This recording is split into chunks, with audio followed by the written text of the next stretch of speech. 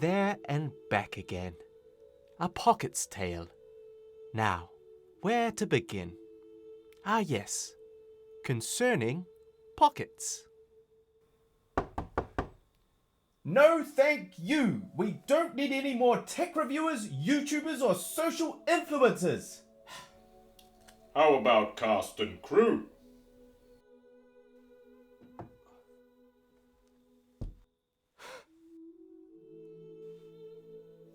Gandalf! Gandalf the Gaffer! Bilbo Savage. Oh! Social distancing must still be practiced, Bilbo, even in the Shire. Yes, of course, sir. Do you like what I've done with the place since your last visit? Well, it looks very modern. Well, I shall be moving on shortly. So you mean to go ahead with your plan then? Yes, all the arrangements are made. Your subscribers suspect something. Well, of course they do. I haven't done an upload in over a week. You will tell them, won't you? Yes. They deserve an update about the channel. I'm old, Gandalf. I know I don't look it, but I feel it in my heart.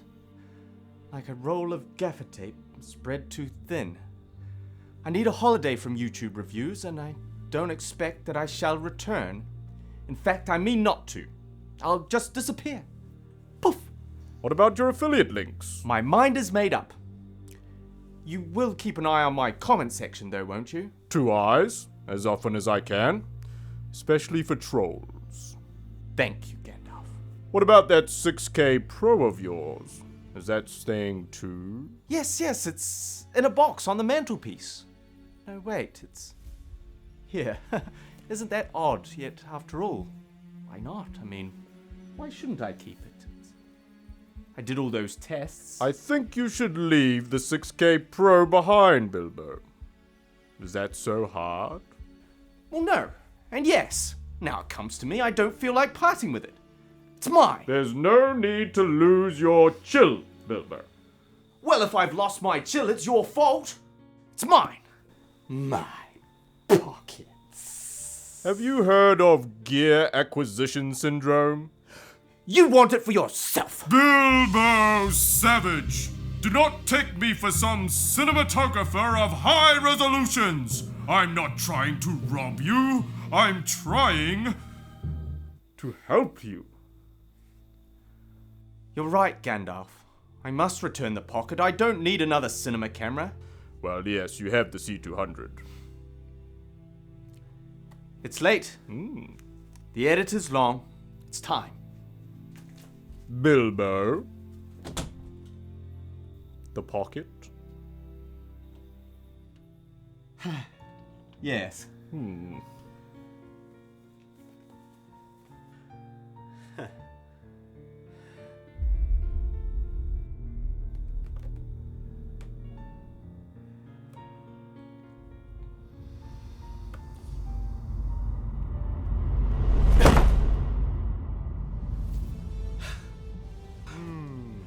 I think I thought of an ending for my review. If you enjoyed this video, please like and subscribe. And I'm sure they will.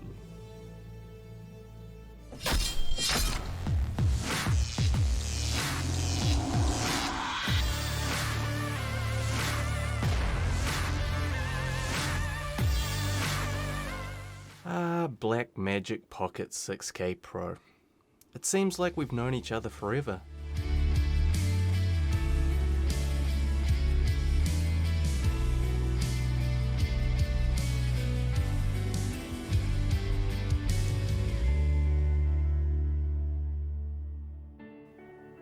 But in reality, it's only been a few short weeks.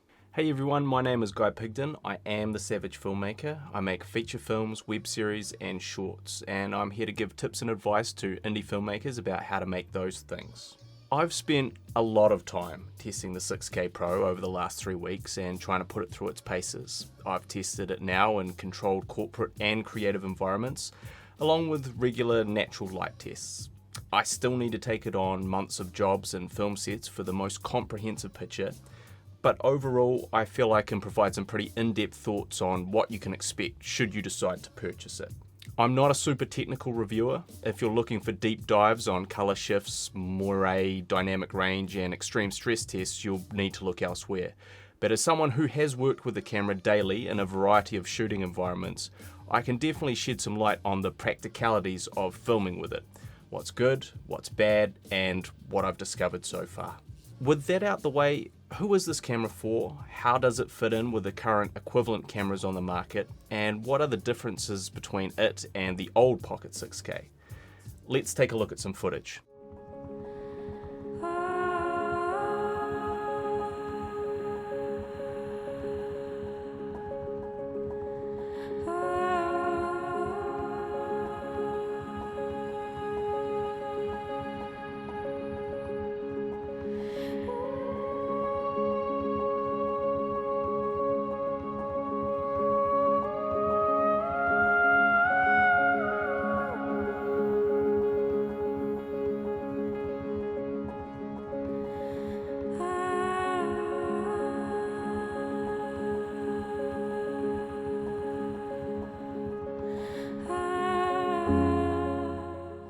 First off, what we all want to know are the actual differences between this and the old Pocket cameras, specifically the original Pocket 6K. ND filters are a godsend. You get 3 ND stops, and this gives you more flexibility in terms of your depth of field. It's easier to deal with outdoor filming, no more filters on the front of your lens that might produce color cast, and it's one less thing to think about.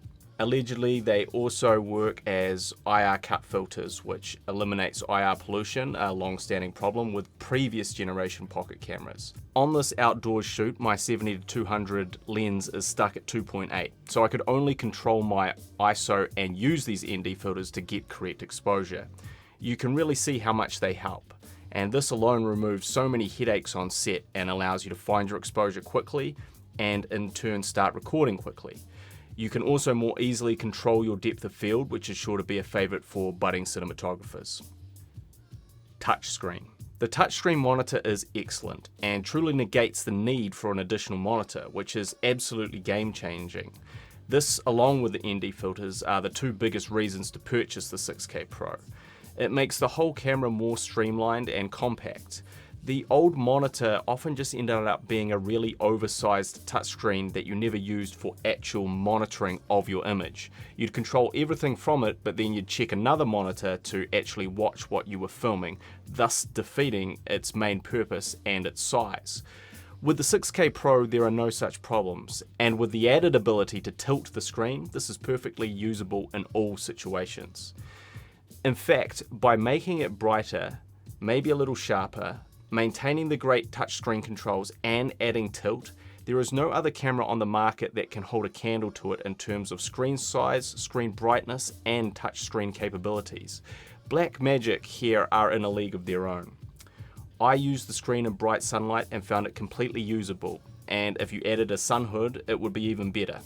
Now again, we do need to mention some of the reports of the monitor screen having a blue tint to it. This has not been an issue for my camera, but it sounds like a serious defect that has widely been reported. Perhaps it can be fixed in a firmware update, perhaps a return will be required, but it's definitely something to look out for. I should also mention that this brightness of the built-in monitor is a double-edged sword, as you can accidentally underexpose your image misjudging based on this brightness. Working on the intro at the beginning of this video, my DOP encountered this problem and this caused some of our shots to get a little noisy. So it's something to look out for. Part of the point of doing that intro shoot was to have real-world experience shooting something more like you would on set, properly lit and properly graded to give you a sense of what can be achieved with the 6K Pro. Isaac Newcomb was the DOP and graded the shots to put the 6K Pro through its paces. It wasn't the perfect shoot, as we had to shoot as the sun went down while maintaining a sense of daylight continuity, and the grade was done very quickly straight afterward. So it was a rushed experience, but overall Isaac found the camera to be great to work with, although easy to underexpose due to that misleading brightness of the screen. The camera does shift to red in the skin tones when underexposed, a common issue with Blackmagic cameras. He did notice an increase in noise in the shadows when grading, As an owner of an Ursa Mini Pro G1, he thought he could tell that there was slightly less dynamic range and slightly worse roll-off in the highlights of the 6K Pro. So filmmakers, take those notes on board. This may visually still not be on par with Blackmagic's Ursa cameras as much as we'd like them to be. EVF. The other huge difference is the option to attach an EVF monitor to the top of the camera. This is a great feature. I do wonder, due to the size and shape of the camera, if this will feel somewhat awkward to use. But as another option, it's a welcome one, even if I personally won't be using it. I should mention that the tilt monitor on the back of the camera is so good, I wonder if it negates the need for those who might normally buy this extension. Interface. So not only does Blackmagic have the best inbuilt monitor of any of the current prosumer cameras, it also arguably has the best user interface.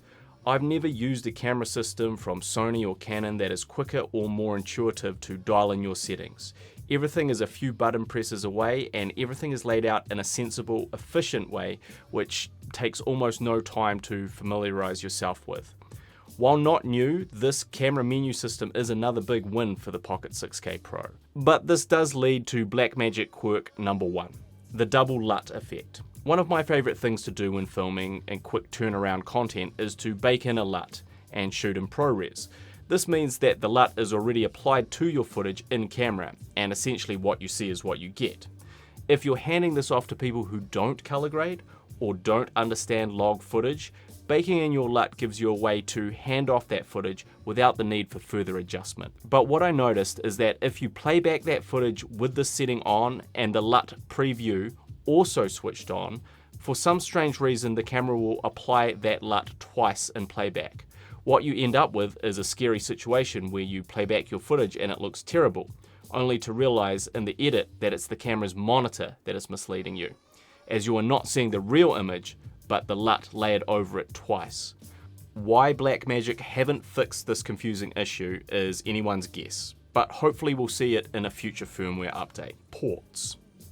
On the side of the camera we have all the same ports as before. Full HDMI connection, a 3.5mm microphone jack, a headphone jack, and now 2 mini XLR ports for running 2 phantom powered microphones. This is certainly a welcome addition, but it would have been nicer, I think, to just have one full-size phantom powered XLR or an SDI connection.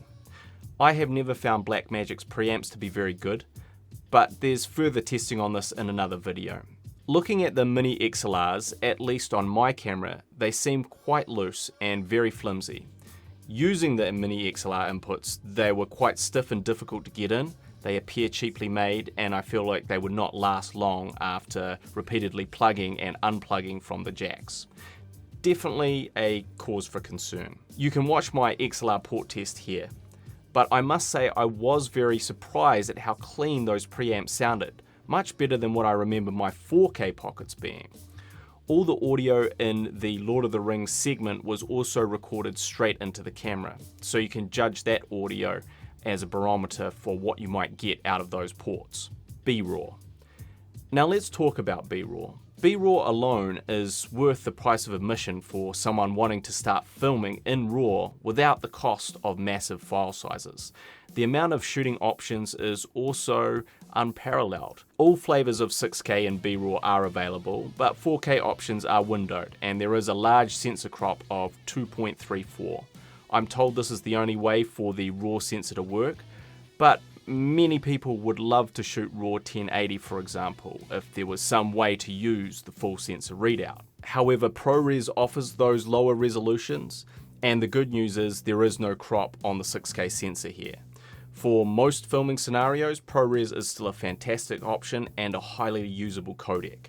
For quick turnaround work, I can see this being a lot of people's go-to.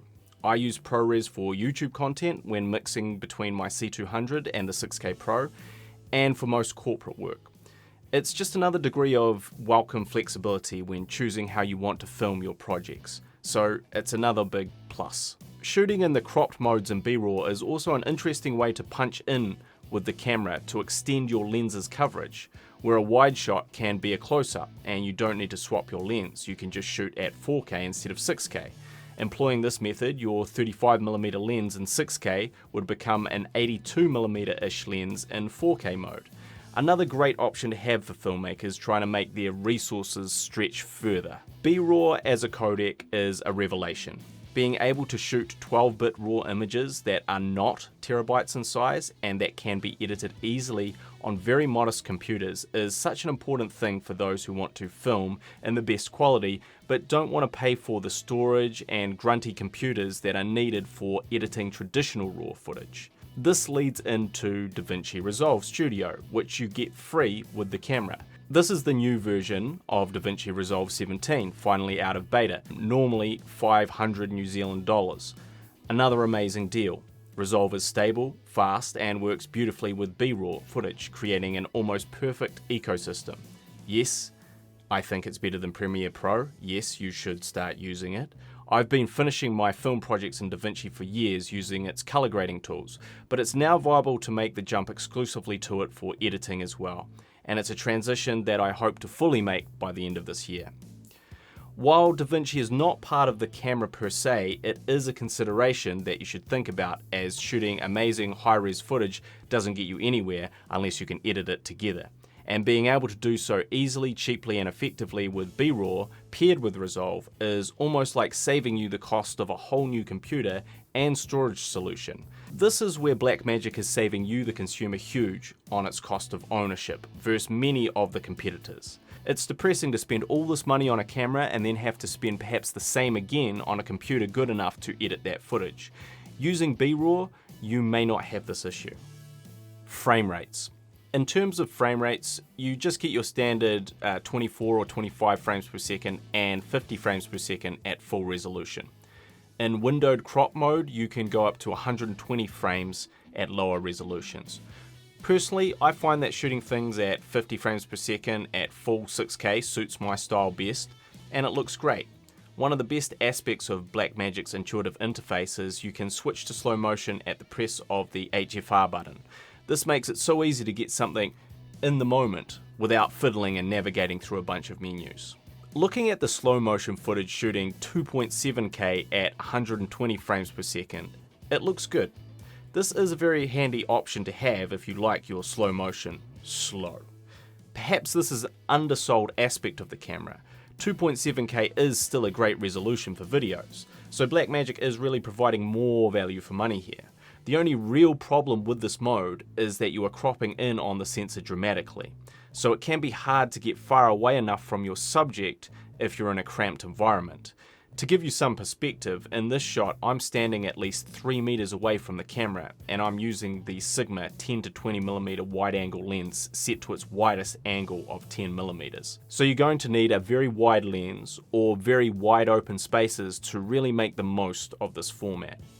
Looking at that footage, it does seem to be a little soft, and it was harder to find critical focus. This may well be due to the area of the sensor you are using. I do see it being a handy tool for filming sports from the sidelines or wildlife at this crop, as it will bring you much closer to the action. But the softness of the image could put people off. And let's talk about 6K. It's in the name of the camera after all. Is it really better than 4K? Can you tell the difference? Is it magic? Well, I don't know. I don't have a 6K monitor, and I don't care. I've never really subscribed to the idea that higher resolutions are better. I personally don't see much difference between the 6K and 4K footage in terms of that resolution, and I'm not really convinced that this is much more than a marketing strategy on Blackmagic's behalf. The additional sharpness in 6K, if anything, is often a negative, as it makes everything feel too crisp and digital. To my eye, 4K is still the sweet spot, especially with a Tiffin ProMIS filter attached or using a vintage lens.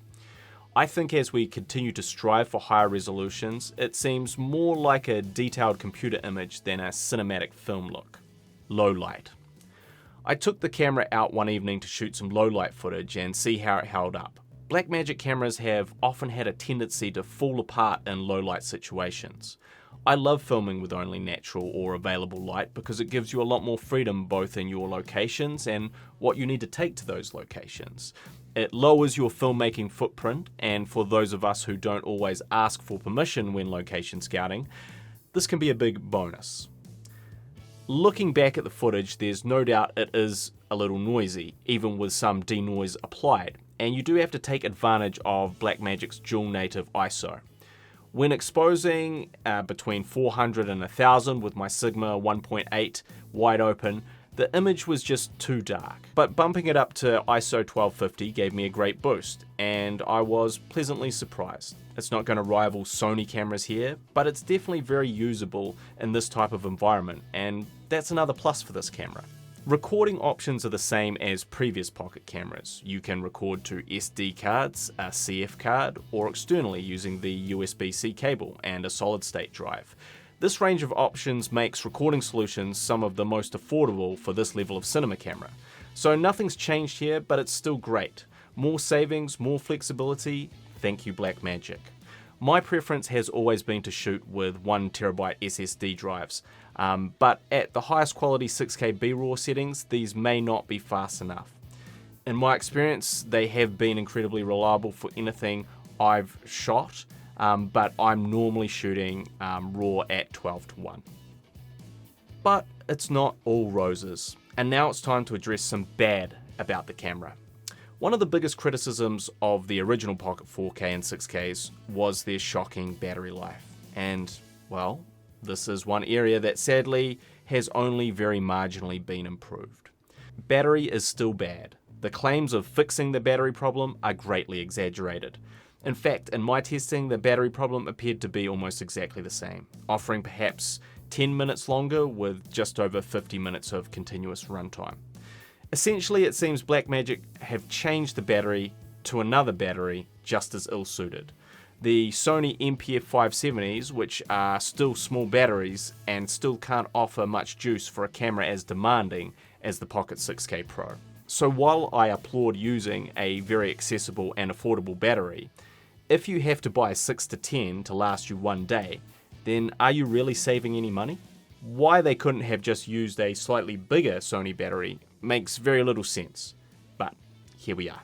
To add insult to injury, the AC power cable for plugging the Pro into mains powers is pathetically short. So unless you have a power point right underneath your camera, you're also going to need an extension cord permanently attached to it, which is another inconvenience, especially if you already got a chapped ass about how the internal batteries just ran out. To me, a professional camera needs an inbuilt battery solution that can last a minimum of 2 hours, because on a professional shoot you always film longer, and once your settings are dialed in your camera they will often remain on for many hours at a time. This is the Pocket 6K Pro's Achilles heel, as it was with the previous versions, and for Blackmagic not to properly address the biggest criticism leveled at it is very disappointing. Form factor. Apart from the poor battery life, I think the other big bone of contention about this camera is the form factor. Many people in the community were hoping for a more box-like design similar to the Red Komodo and Zcam offerings. For me, the current design is good and bad. While it's great that we get the best touchscreen monitor on any camera system, and it potentially saves us having to buy an extra monitor, there's no doubt that the shape is a little awkward.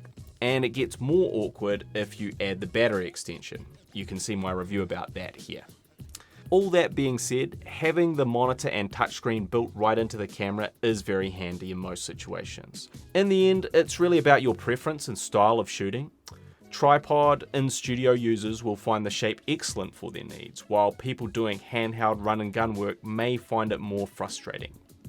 The other issue with the body is only having one 1/4-20 screw attachment on the top. No cold shoe, no other mounting points. This is definitely less convenient than one might hope for, especially if you're wanting to operate the camera in a minimalist, stripped down sort of way. Without a cage, there is no convenient way to mount microphones, SSD drives, or, well, anything. But I address mounting solutions in 2 other videos. As for the body's construction, it feels cheap, just like previous pockets. State-of-the-art carbon fiber polycarbonate they call it, but it feels like what they mean is not very durable plastic. Without a cage, I always feel worried that one day the camera is just going to fall to pieces. It does not feel strong or sturdy, and it is a concern for those of us who shoot in tough conditions and might be rough on their cameras. The word Pro comes with a certain set of expectations, and the Pocket's body does not really meet those in the same way its battery life fails to. Also, the body is quite loud. On systems like the Canon C200, when you hit record, the fans turn off for the duration of recording. On the 6K, there's just a constant hum that never really goes away.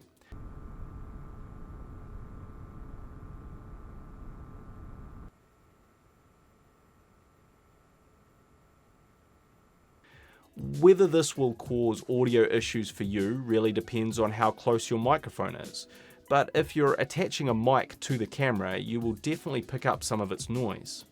After extended operation for a few hours, the body started making a strange clicking sound. Maybe a minute later, that sound went back to the familiar constant hum. Should I be worried? I'm not sure, but it is a classic Blackmagic technical issue. The body of the 6K Pocket Pro is a bit like Emperor Palpatine. Fragile and frail on the outside, but within that body, unlimited power! Quality control. As much as I love Blackmagic, they do take shortcuts to save money. Those money savings are passed on to you and I, the consumer, which means that we get incredibly powerful cameras for a fraction of what other manufacturers charge. This gives power back to independent filmmakers and corporate shooters to deliver a look that was previously thought unimaginable for a sub $5,000 camera. Even a sub $10,000 camera. It's a fantastic time to be an indie filmmaker, and thanks to a company like Blackmagic and all the opportunities they provide with their gear. However, with them come certain reliability issues and camera quirks which undoes some of these good intentions. Things go wrong with cameras. That's true of many cameras, not just Blackmagic, but rock-solid reliability is often something valued above all else. Especially in high-pressure filming environments, corporate work or documentaries where there is no chance for do-overs or second takes. There have been multiple reports of wide-ranging issues with the release of this camera, which is often the case with Blackmagic cameras in general. There are absolutely quality control issues. What are often labelled as Blackmagic camera quirks are really the camera not working the way it should in crucial areas that we all depend on. Reports so far have discussed the blue tint on the monitor screen and colour shift when using the ND filters, along with just defective units which won't turn on. So should we all stop complaining because they're so cheap? Absolutely not. For a young filmmaker to find the money for a 6K Pro, it's not cheap for them. They probably sold a kidney to get it. It's still a very substantial amount of money. The last thing you want after that investment is to have your investment immediately compromised through a defect. So far, I have not had any problems, and I consider myself lucky, but I shouldn't think of myself as lucky. I should consider myself the norm. Buy a new Blackmagic design camera and you make a deal with the devil.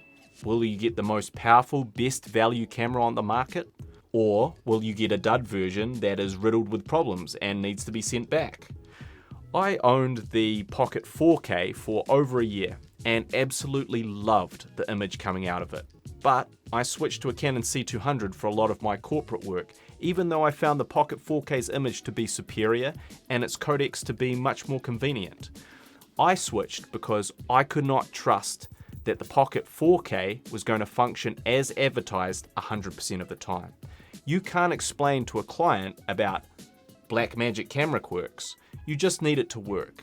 And this is Blackmagic camera's downfall, not just with the Pockets, but with the Ursa G1 and G2 cameras, and it seems their new flagship Ursa 12K, from what I've seen online.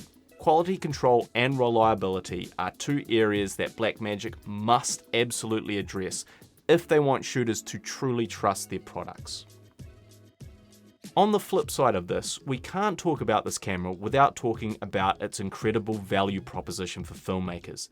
This camera retails for $2,500 US. For that price you get 6K resolution, internal 6K 12-bit RAW, 10-bit 4K ProRes, DaVinci Resolve Studio.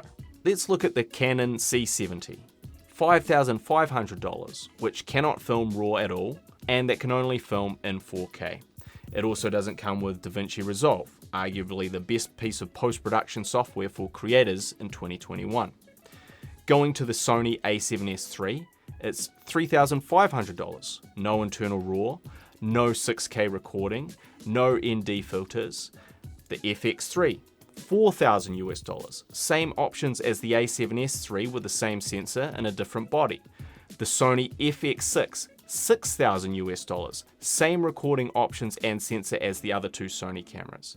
That's more than double the price of the Pocket 6K Pro for lower specs, at least technically speaking, dynamic range set aside.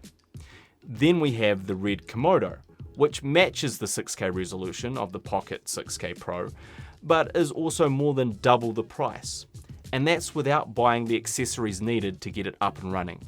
The only camera that can match the price to performance ratio of the 6K Pro is the Zcam S6, but that at the very least requires a monitor, and while it does record RAW internally, the Z-RAW format is a lot less friendly for most editing software.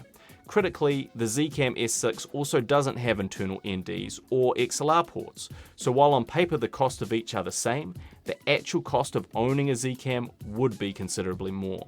There are always going to be arguments over dynamic range, as many of the Blackmagic competitors boast more than Blackmagic's advertised 13 stops of dynamic range. I have never noticed the older Pockets lacking in this department, but I have not shot with the newer Sony and Canon cameras to compare. Briefly looking at the autofocus of the 6K Pro, it's fixed point. The camera focuses when you press the focus button. It works most of the time, it will solidly pick up focus on the item you are trying for, but at other times it will do a lot of hunting. To quickly lock onto something static, it works reasonably well, but don't expect it to hold focus if your subject moves forward or backward. I can't say if the autofocus is better or worse than previous Pockets because, as mentioned, I don't use it.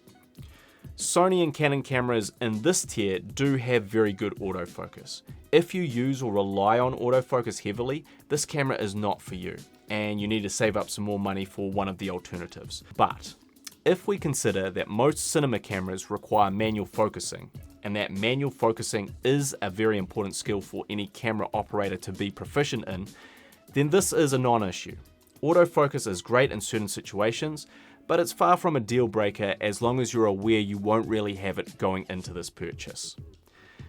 The 6K Pro also doesn't have in-body stabilisation, unlike some of its competitors, and this is actually something that would be a very welcome addition to the next version.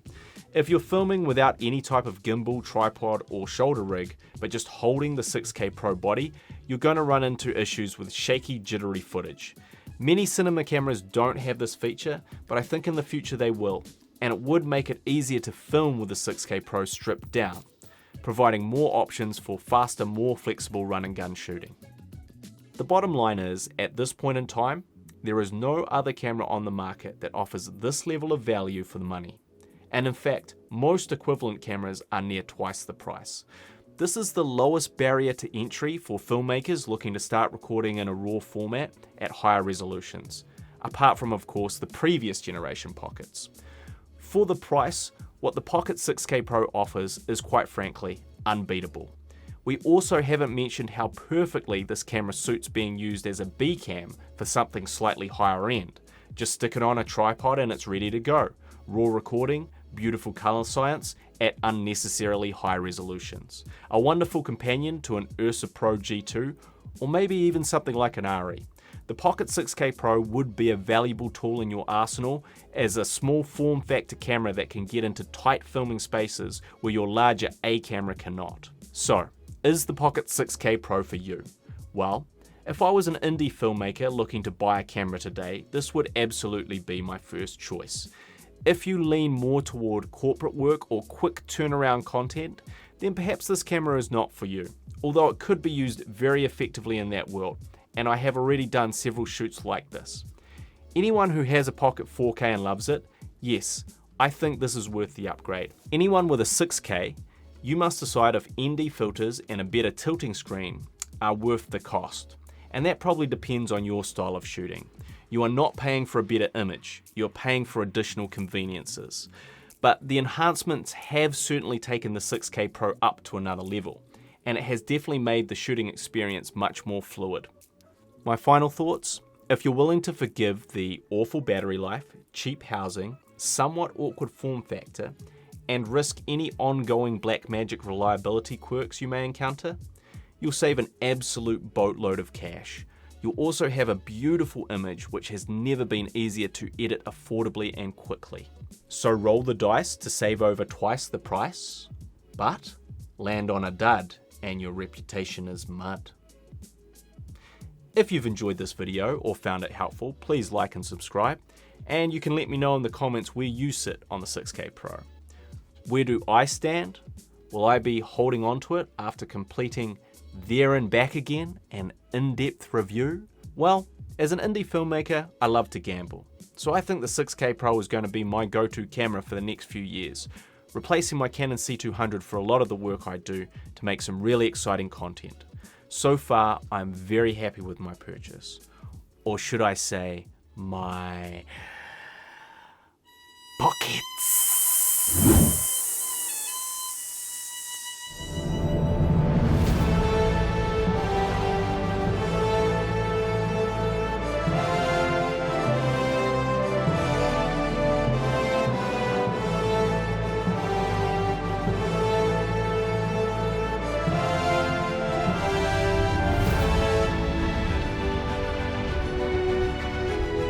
Little bit on the corner of the brand new Blackmagic Pocket 6K. Just did there. So that's bird shit. So was that. And that is one of the risks of going out and filming beautiful nature. Sometimes you're just gonna get shit on.